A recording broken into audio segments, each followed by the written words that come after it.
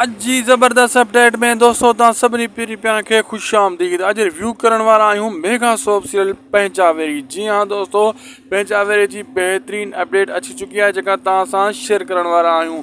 दोस्तों काफ़ी जेको आहे न ॿियों स्पेल भी पंहिंचावेरी ड्रामे जो लॻभॻि मुकमिल थियण वारो आहे। शूट जेका ॿिए स्पेल जी हली रही आहे उहा जेको आहे दोस्तों लॻभॻि 30 खां 35 एपिसोड ताईं जेको आहे न शूट थी चुको आहे पंहिंचावेरी ड्रामो। पहिरियों स्पेल त फाइनल थी वियो। हिकु स्पेल में तव्हांखे त ख़बर आहे 25 एपिसोड हूंदा आहिनि।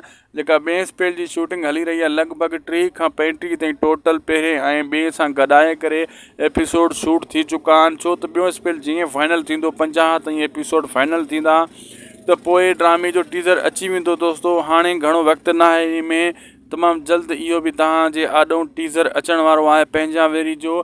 बहरहाल वॾी ख़ुशख़बरी इहा आई आहे त ॿियों स्पेल एॾी जल्दी तेज़ी सां शूट थी रहियो आहे जंहिंमें कल अज़ीज़ कंबरानी जा काफ़ी अदाकार जेको आहे न सीन शूट कया विया उन सां उनजी फैमिली जा, जिते कोई उनजो को भाउ या कुझु फौत थो थी वञे। और अहमद अली शेख जा बि काफ़ी सीन कल शूट कया विया।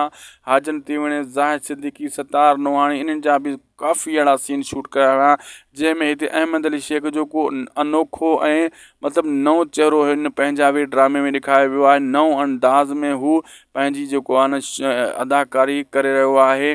सभिनी अदाकारनि पंहिंजी अदाकारी जा जोहर ॾेखारिया। कल जेका शूटिंग थी ज़बरदस्त सीन हुया दोस्तों। अचण वारा एपिसोड हाणे यानी पहिरियां टीज़र पोइ एपिसोड तव्हांखे इहा ज़बरदस्त वणंदा।